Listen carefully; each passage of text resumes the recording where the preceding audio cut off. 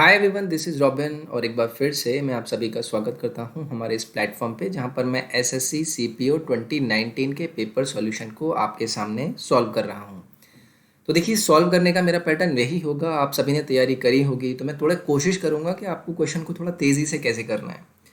मैं यहाँ पर चीज़ों को कॉन्सेप्चुअली नहीं समझाऊंगा। मैं कोशिश करूंगा कि आपकी अप्रोच को बदलने की कोशिश करूँ, क्योंकि जब तक आप अपनी अप्रोच को इम्प्रूव नहीं करेंगे, आप क्वेश्चन को इस तरीके से नहीं देखेंगे कि भाई आपको वो क्वेश्चन को देखते ही करने की अपने अंदर एबिलिटी लानी है, तो तब तक आपको थोड़े इश्यूज़ रहेंगे। आपको कोशिश करनी है कि आप टाइम रिड्यूस करें जो भी आप एग्ज़ाम के क्वेश्चन को करने में लगाते हैं। क्वांट का ये हमारा सेट होगा। पेपर 1 जो था उसका पार्ट 1 होगा, जिसमें मैं इसके क्वांट के 15 क्वेश्चन आपके साथ डिस्कस करूंगा। ये कुछ मेरे बारे में जानकारी। My name is robin. तो चलिए, without wasting a single second हम अपने सेशन को स्टार्ट करेंगे। तो देखिए, आपके सामने क्वेश्चन है 5 क्यूब्स जिनके एज की लेंथ आपको दी गई है 4 सेंटीमीटर है। आपने उन्हें ज्वाइन कर दिया एंड से एंड मिला के। What is the total surface area of the resulting cuboid. ऐसा दिया इन्होंने आपको, और उसको देखते ही आपको चीज़ें दिमाग में लानी है। क्या आपके पास क्या थे? 5 क्यूब थे। सबकी क्या क्या थी लेंथ? 4 4 4 और रेस्पेक्टिवली चारों की, पाँचों की आपके पास 4 सेंटीमीटर एज की लेंथ थी। आपने सबको मिला दिया। अब जब आप सबको मिला देते हैं तो आपका चेंज आपको पता है कितना आया है? आपका सिर्फ लेंथ में चेंज आया है, जो कि 5 गुना हो गया है 4 का, कितना? 20। बाकी आपका जो ब्रेथ है वो भी आपका 4 ही है। उसके बाद हाइट जो है वो भी आपका 4 ही है। अब बन गया है वो आपके पास क्यूबॉइड। देखिए, ये आपको समझाने के लिए मैं बता रहा हूँ, ठीक है? वरना आपको सिर्फ ये सोचना था दिमाग में कि यार, जब मैंने चारों को एक साथ रख दिया तो लेंथ हो गई है एक की 20 और बाकी दोनों डायमेंशन मेरी 4 4 हैं, क्यूबॉइड बन गया है। अगर मेरे से सरफेस एरिया पूछा जाता है तो सरफेस एरिया में मुझे पता है कि 20 को मैं 4 से 2 बार मल्टीप्लाई करने वाला हूँ। एल बी बी एच और एच एल, ये जो आप करते हैं, और उसके बाद 4 का एक बार अपने आप में मल्टीप्लाई हो रहा होगा। तो 20 4 80 हो गया। 80 आपका 2 बार है, 160 तो आपका यहाँ से हो गया, और उसके बाद 16 आपका वहाँ से हो गया, और ये हो गया आपके पास 176। और 176 का मुझे करना होगा 2 गुना, जो कि मुझे देगा क्या? सरफेस एरिया मेरे इस क्यूबॉइड का कितना आ जाएगा? 352। और ऑप्शन नंबर मेरा 1 यहाँ से करेक्ट होना था। देखिए, बार बार नहीं लिखना है आपको वो कि टोटल सरफेस एरिया क्यूबॉइड का twice of L B B H H L. दिमाग में ही सोचना है। 4 है, 5 गुना करना है। एक लेंथ बस मेरी 20 हो रही है, बाकी 4 4 हैं। जब मैं मल्टीप्लाई करूंगा तो 20 का 4 गुना 2 बार होगा, वो 160 हो जाएगा। उसमें 16 ऐड करना होगा, 176 हो जाएगा, और उसका 2 गुना करना होगा, जो कि सरफेस एरिया का फॉर्मूला होता है। ऑप्शन नंबर 1 मेरा यहाँ से करेक्ट हो जाएगा।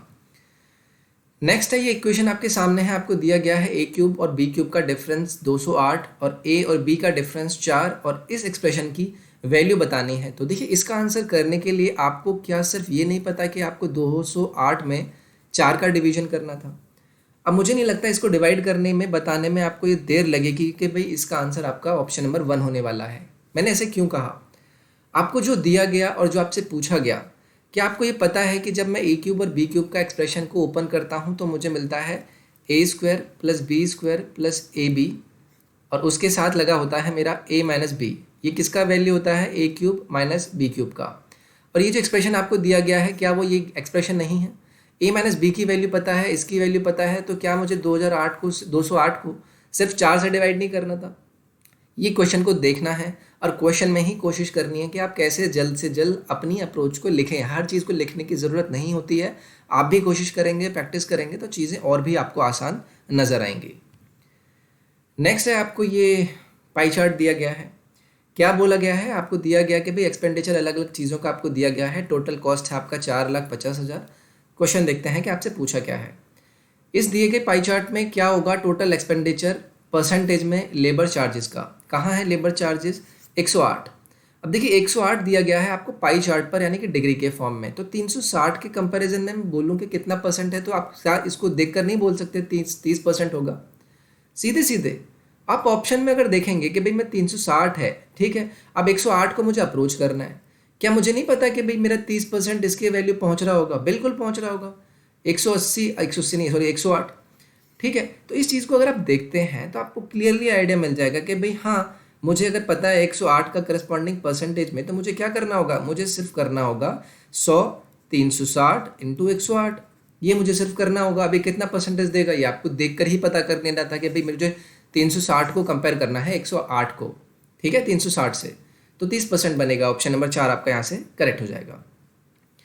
नेक्स्ट है, इन the given pie chart the expenditure on steel is what percentage on expenditure of cement. Steel है आपका 36, सीमेंट है आपका 72। कितना परसेंट है सीमेंट का स्टील? बिल्कुल 50% है। आपका आंसर यहाँ से हो गया कितना? 2%। हर चीज़ को कंपेयर मत कराइए कि कितना है कितना इससे आपका इसके बीच में है। तो ऑब्वियसली अगर आपको करना होगा तो करने के लिए आप क्या करेंगे? आप ये करते 36 डिवाइडेड बाई 7 टू 100।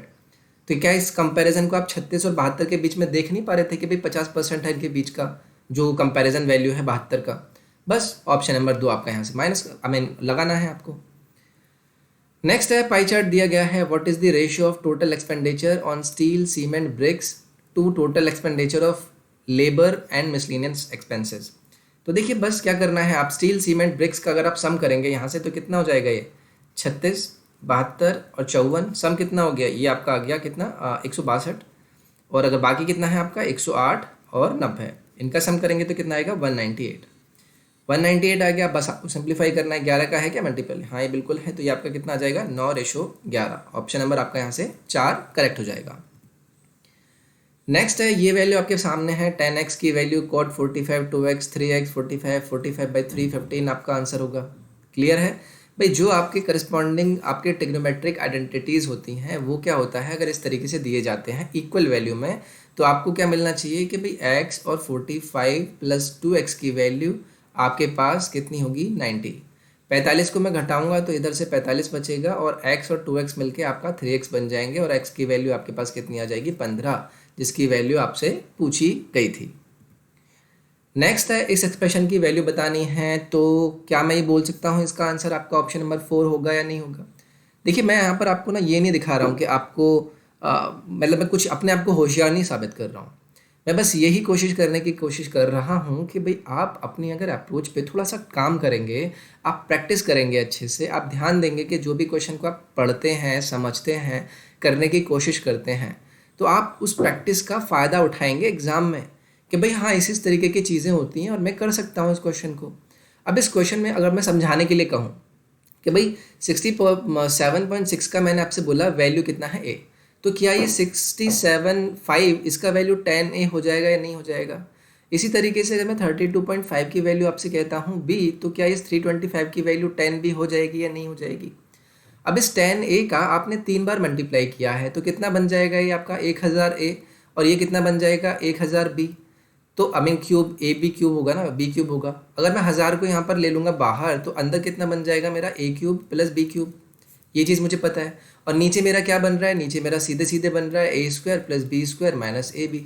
यहाँ से इस वैल्यू को मैं इस वैल्यू से कट करूँगा तो मेरा a + b रिमेनिंग बचेगा। एक्सप्रेशन आपको पता होने चाहिए, ठीक है? तो अगर a + b की बात करूँ तो 67.6 और 32.5 का सम आपको कितना मिल रहा है? 100 मिल रहा है। तो मुझे करना क्या था? मुझे 1000 में बस 100 का मल्टीप्लाई करना था। ये आपको सोचना है, क्वेश्चन को देखना है, क्वेश्चन को देखते ही आपको एक पता करना है कि मुझे कैसे करना है क्वेश्चन को। ऑप्शन नंबर 4 आपका यहाँ से करेक्ट हो जाएगा। नेक्स्ट आपको दिया गया है 20,000 का सम आपने इन्वेस्ट किया 15 महीनों के लिए, कंपाउंडेड इंटरेस्ट 10% पे, और जबकि आपने रेट आपने हाफ ईयरली यूज़ किया है। परसेंटेज गेन बता दीजिए करेक्ट 1 डेसिमल प्लेस पर at the end of 15 years. तो देखिए इस 20,000 का तो कोई यूज़ ही नहीं है। आपके पास 10% था पर एनम का। अगर मैं इसे आपका 6 मंथली यानी कि आप इसे मैं बाई ईयरली में इसे डिवाइड करूँगा तो 5% हो जाएगा। 13 महीने की बात करी है तो एक और 5% होगा और उसके बाद इसका भी हाफ यानी कि 2.5% होगा। अब इन पर मुझे कंपाउंडेड लगाना है, तो इसमें अगर मैं a+a+b और ये डिवाइडेड बाई 100 अगर करूँगा तो आपको पता है कि भाई 5 का करूँगा 10 हो जाएगा। 10 प्लस, समझाने के लिए बोल रहा हूँ, ठीक है, 5 ये 0.25 हो जाएगा, यानी कि 10.25 आपका इन दोनों वैल्यू से बनना था। अब इसको भी ले लीजिए तो कितना हो जाएगा? 12.75 प्लस आपको क्या करना होगा? 10.25 इंटू 2.5 डिवाइडेड बाई 100। तो ये सीधे सीधे आपका कुछ परसेंटेज मतलब पॉइंट में वैल्यू आएगा। अब 12.75 में कुछ पॉइंट वैल्यू जब आप ऐड करेंगे तो आप किसके करीब पहुंचेंगे? सिर्फ 13 के। वही आपको करेक्ट आंसर अप्रोक्सीमेशन में मिल जाएगा। नेक्स्ट है, आपको दिया गया है ये बार चार्ट, और बार ग्राफ में आपको दिया गया है in which college difference between percentage of boys and girl maximum रहा by taking total number of students as base. तो चलिए इसे कैलकुलेट करते हैं। आपको बस कंपैरिजन कराना है, थोड़ा जल्दी से कोशिश करनी है कि मुझे एक्चुअली इन्होंने ऑप्शन क्या दिए हैं। मैं ई की बात करता हूँ, ई की बात करूँगा तो डिफरेंस कितना है दोनों के बीच का 100। इनका सम कितना हो गया, इनका सम हो गया मेरा 1400। तो लगभग लगभग 1/14 की बात करूँगा तो कितना होता है ये आपका 7%, ये आपका निकल आया। बी की बात करूँगा, बी में डिफरेंस कितना है 100 का है, टोटल कितना है 11। अब देखिए 1/11 आपको कितना परसेंटेज देता है, लगभग 9%, ये भी आपने निकाल लिया। उसके बाद डी पर आइए, डी पर डिफरेंस कितना दिया गया है आपको 150। सम करूँगा तो कितना आ जाएगा 1050। अब अगर मैं इसे सिंप्लीफाई करता हूँ तो ये आपका कट गया 15 से, अगर मैं इसे कट करूँगा तो लगभग आपका ये 9 बार जाएगा। 1/9 की वैल्यू आपके पास कितनी होती है, 1/9 की आपके पास वैल्यू होती है 11। नहीं, ये कितना बनेगा आपका 150 था ना, तो 100 होगा, तो ये आपका लगभग लगभग 14 आएगा। ठीक है, 14 आएगा, डी वाला 14 आएगा। और अगर मैं ए की बात करूँ तो ए में डिफरेंस कितने का है 100 का है, डिवाइडेड बाई 1100। अब इसे अगर मैं करूँगा तो कितना आएगा, ये भी आपका वैल्यू कितना आएगा, लगभग 11% के इक्वल आएगा। 1/9 कितना होता है, ये आपका कितना होता है, ये आपका होता है 11%। 9 आएगा ना, 5 4 9, ये 9 होगा, 11% आएगा। तो ये 11 है, ये 9 है, 14 है, 14% किस में है, डी में, तो डी आपका आंसर करेक्ट हो जाएगा। आपको वही पूछा था ना मैक्सिमम कहाँ पर है, तो वही आपका आंसर हो जाएगा ऑप्शन नंबर 3 यहाँ से। नेक्स्ट है, in the given bar graph what is the average number of girls. Average number of girls sum कर लेते हैं गर्ल्स को, ये वाली हैं 5 5 10 10 7 आपका कितना हो गया 17 17, और ये आपका 10 27 और ये हो गया 28, यानी आपकी हैं ये 2800 गर्ल्स एवरेज पूछा है, डिवाइडेड बाई 5 करेंगे कितना आ गया, ये 560 आ गया। ऑप्शन नंबर आपका यहाँ से 1 करेक्ट हो जाएगा। इन the given bar graph what is the ratio of the total boys and total girls. तो देखिए टोटल गर्ल्स तो आपने अभी निकाली थी, 2800 थी। बॉयज़ कैलकुलेट कर लेते हैं, 4 6 10 हो गया, 10 6 16 50, 16 और 6 24 50, 24 और ये हो गया 3000।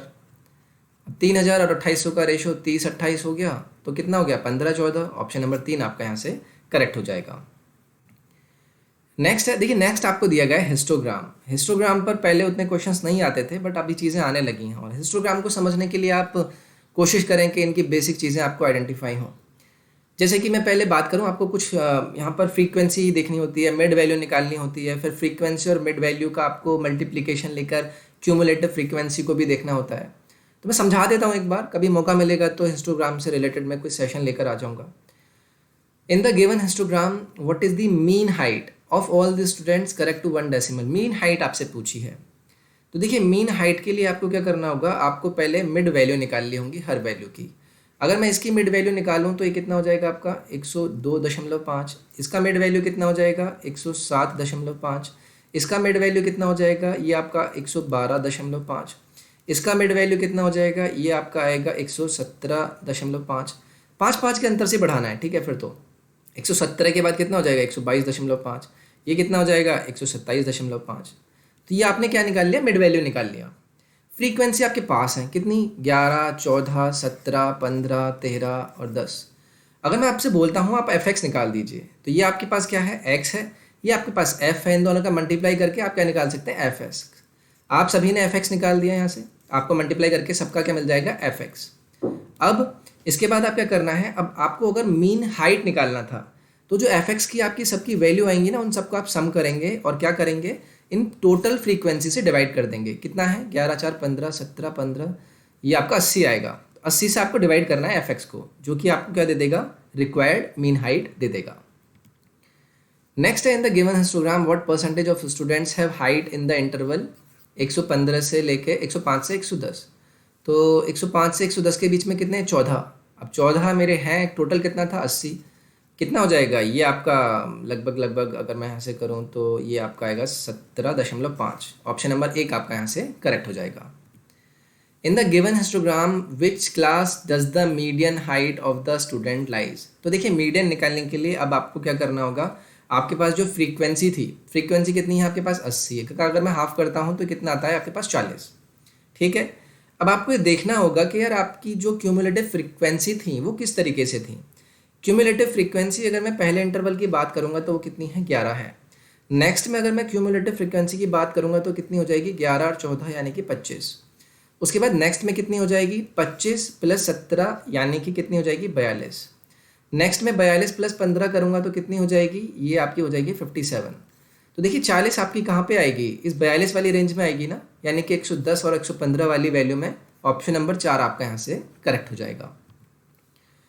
नेक्स्ट है आपका what is the sum of the digits of least number which when divided by 15, 18, 24 leave करता है वो 8 रिमाइंडर इन ईच केस, और वो आपका 13 से भी क्या होगा, डिविजिबल होगा। तो देखिए 15, 18, 24 के एलसीएम की बात करूँ 360 आपका हो जाएगा एलसीएम। ठीक है, क्विकली आपको एलसीएम निकालने आने चाहिए। अब आपने बोला है रिमाइंडर आपका आता है 8, तो मैं बोल देता हूँ कि भाई 360x प्लस 8 आपका हो गया नंबर। अब मुझे क्या करना है, इसको डिविजिबल भी बनाना है 13 से। तो जब मैं इसे 13 से डिवाइड करूँगा तो इसमें से मेरा कितना वैल्यू बचेगा, ये मेरा बच जाएगा 13 से 27 बार जाएगा ना, और कितना बन जाएगा, ये 9x मेरा यहाँ से बचेगा, और प्लस में मुझे क्या लेना होगा अपने साथ 8। ये मेरा 13 से डिविजिबल वैल्यू बचा। अब मुझे इसे अगर 13 से डिविजिबल बनाना है, मुझे x की वैल्यू पुट करनी पड़ेगी। तो जब मैं x की वैल्यू यहाँ पुट करूँगा 2, तो कितना हो जाएगा, 26 हो जाएगा। 26 किससे होता है, 13 से डिविजिबल होता है। x की वैल्यू मुझे 2 मिल गई, मैं पुट कर सकता हूँ यहाँ पर। तो चलिए x की वैल्यू 2 पुट कीजिए, 360 का 2 गुना कितना हो जाएगा, 720 में अगर मैं 8 सम करूँगा तो कितना हो जाएगा, 728। अब 728 का आपको क्या बताना है, digit some.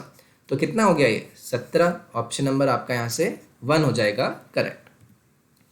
So this was the part जो कि आपका CPO 2019 के पेपर 1 के क्वांटिटेटिव एप्टीट्यूड के इनिशियल 15 क्वेश्चन को मैंने इस पार्ट में डिस्कस किया। आई होप आपको ये सेशन पसंद आया होगा। अगर पसंद आया है तो प्लीज़ डू लाइक इट। अगर आप शेयर करेंगे, लाइक करेंगे तो अप्रिशिएशन मिलेगा, और मैं कोशिश करूँगा अपने सेशन को कंटिन्यू करने की।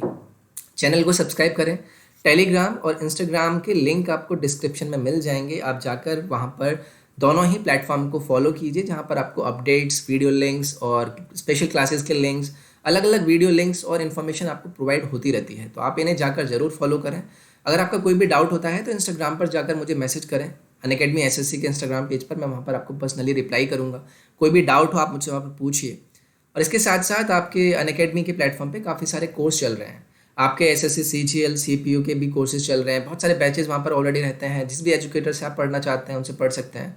अगर आपको डिस्काउंट चाहिए तो आप SSC YT यूज़ कर सकते हैं, या फिर robin.bsr यूज़ कर सकते हैं डिस्काउंट के लिए। मैं नेक्स्ट पार्ट में मिलता हूँ इसके फॉलोअप के साथ। अपना ख्याल रखिए। Take care, bye bye, thank you.